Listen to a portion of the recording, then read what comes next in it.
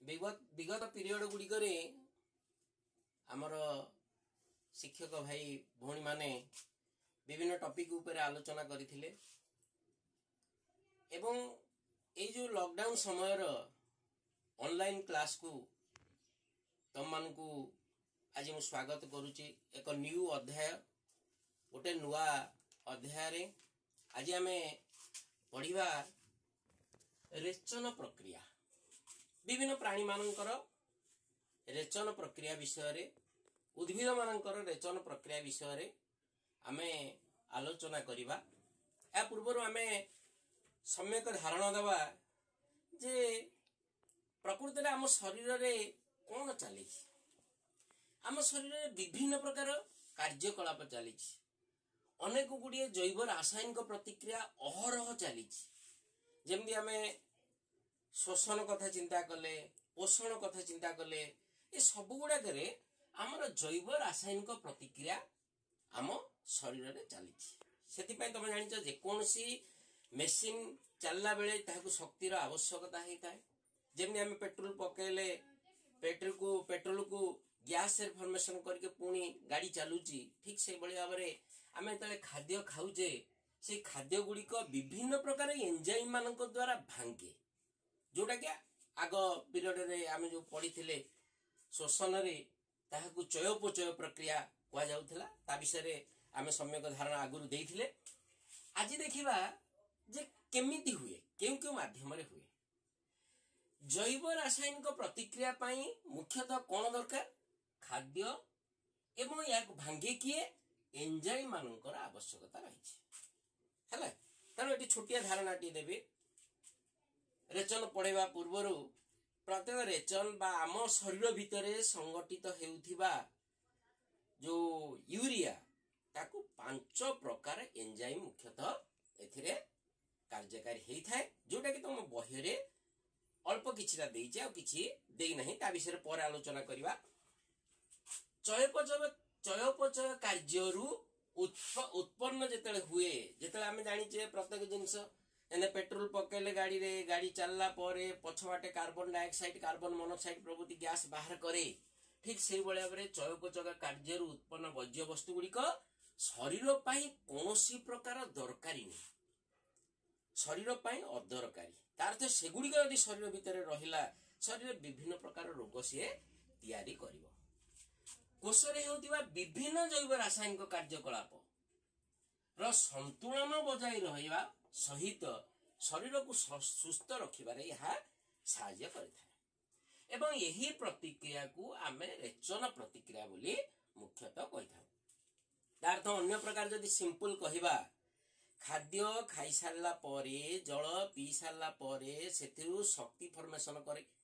अर्थात आमे एनर्जी तैयारी करू एही एनर्जी की शरीर विभिन्न कार्य रे सदुपयोग करिथाउ। बाकी जो अदरकारी जिनस रहा जोटा शरीर कौन प्रकार दरकार नुहे जोटा कि टॉक्सिक कह विषाक्त पदार्थ गुड़िक शरीर निष्कासन करिवार प्रणाली को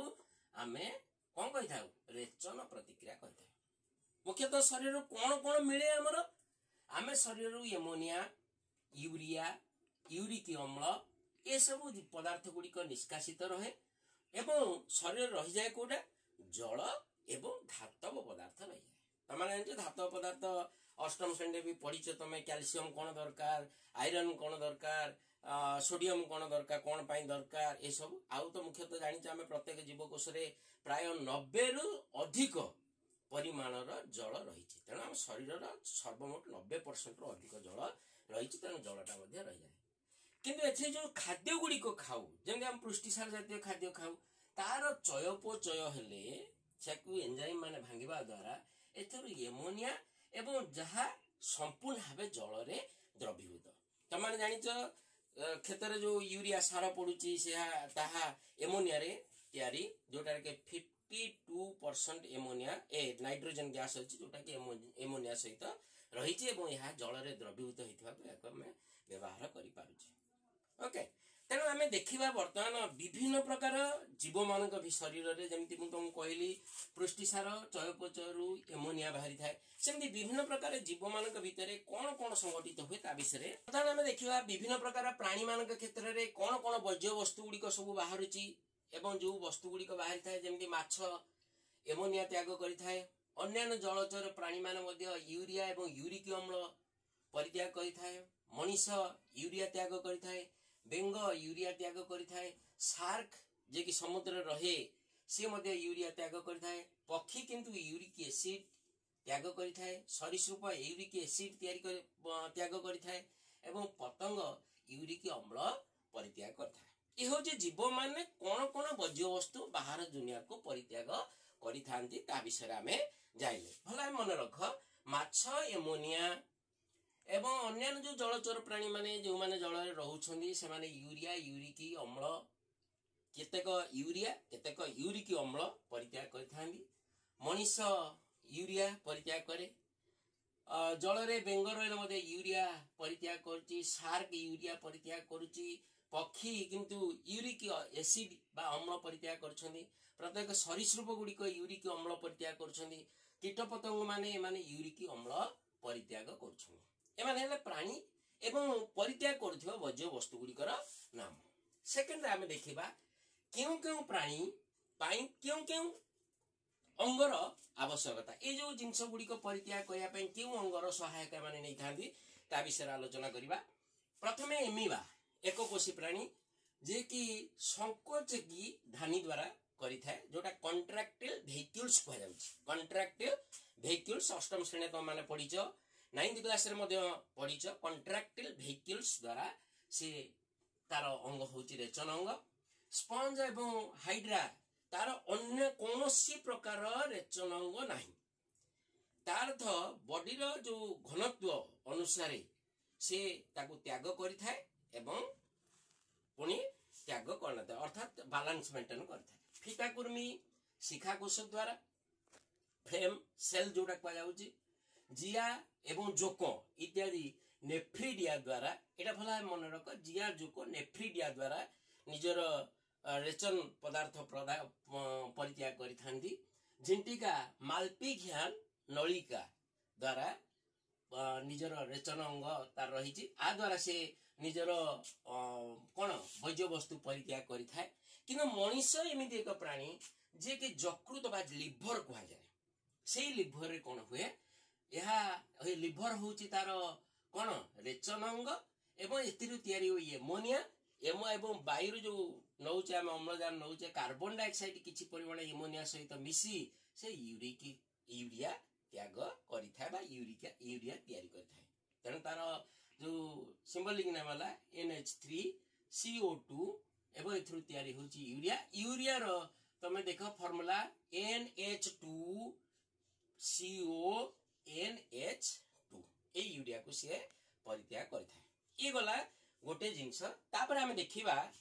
जो तुमको कहली यूरिया जो तयारी होची तमरा साधारणतः एटा बही रे नाही तथापि किछिटा सम्यक धारणा तुम मानकु दवा पय गोटे नुआ जिनस तुम मानकु देखौची जोटा यूरिया जो तयारी हुए आम शरीर भितर मनीष शरीर भितर आमे मनीषर रेचन प्रक्रिया पूर्व टिके फंडामेंटल जिनस आमे क्लियर कर दबा। एथिरे यूरिया चक्र होता है एटा यूरिया चक्र कह जाए। यूरिया चक्रटा कौन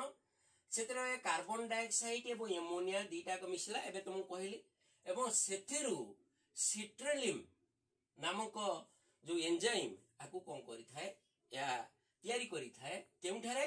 माइटोकॉन्ड्रिया रे यह तयारी होता है। दीटा फेज रे गोटा होची माइटोकॉन्ड्रिया रे एवं गोटा होची कोष जीवक रे तयारी हुए एवं आर काम हला कोन ये तयारी करि साला परे आस्पारेट नामक आउ एक प्रकार एंजाइम आकु तयारी करे कोन एक्जिनोसियोनाइटेड सिंथेट पदार्थ रे परिणत करिथाए। एहाको ये तयारी हुए कोन एथरु एग्रिनोसेनेट आकु फॉर्मेशन होता है। आउ एक प्रकार एंजाइम अच्छी जोटा कि फ्रोमारेट सी कौन करते एन एग्रिनेट रे याको रूपांतरित करिथाए। फर्दर कौन करे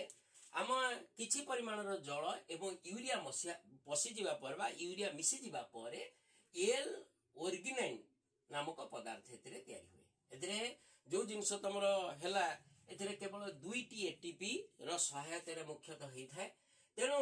तमन को जो एटा कहली ए जो ये तो हो जाए सिर्टेलिन जो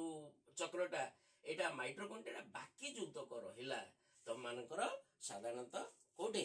आमर जोटा साइटोप्लाज्म कह जाउची साइटोप्लाज्म रे फॉर्मेशन हुए एवं एही चक्र को प्रथमे जने साइंटिस्ट तांगा ना हला क्रेब्स हेंसलाइट यह को प्रथमे आविष्कार करथिले तेणु तांको नाम अनुसार यह को क्रेब्स हेंसलाइट यूरिया साइकिल बोली कहा जाए बा यूरिया चक्र बोली यह को मुख्यतः कहा जाए। एटा होची एक सम्यक धारणा तमे एटा को जदी न देखिबो भी किछि असुविधा नाही किंतु जदी बुझिबो फर्दर तमरो हायर क्लास रे तमन को सहायता करिवो। एथिरे कार्बन डाइऑक्साइड एमोनिया मिसिला दुईटी एटीपी मिसिला दुईटी एटीपी पर एटा हला कार्बोमिलाइल फॉस्फेट एवं 2ADP + PI हला जोटा एटा ई जिनसटा संपादित एठी हे पारछि केमिति तार स्टेप होछि देख यूरिया चक्र को एबे कहली क्रेब्स हेंसलाइट यूरिया चक्र कहा जाए। एथिरे जो ऑर्निथिल हेउची एक प्रतिक्रिया जोटा प्रथम पाद रे तुमको देखैली एनु यहा को ऑर्निथिल साइकिल मध्ये केतक जगह रे कुहा जाय था। यूरिया जकृत रे प्रस्तुत हुए भला मन रख यूरिया पडिबो तुमरो शॉर्ट क्वेश्चन यूरिया केउठार प्रस्तुत हुए यूरिया जकृत रे प्रस्तुत होई जाय केउठी के वृक्क को जाय था हला एवं दुईटी जबखारजान अणु भांगिले गोटे एमोनिया एवं अन्यटी alpha amino group of aspartic acid तैयारी हुए हला एवं अंगारकरू ए अंगारक अम्ल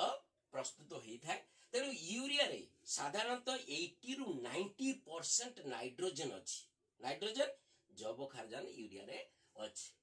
तेणु यूरिया रे प्रस्तुत पाई पांचटी स्तर रे आमे पांचटी एंजाइम के मुख्यतः नै था। एटा तमरो बही रे देइनी एंजाइम मान को द्वारा देइछि तेणु तमे टिके जानि दियो कोन कोन पांचटी एंजाइम एथिरे हला कार्बोलोमाइ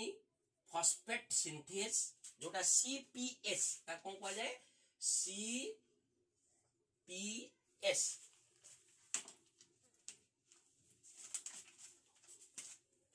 प्रथम टा कहै जाय CPS हला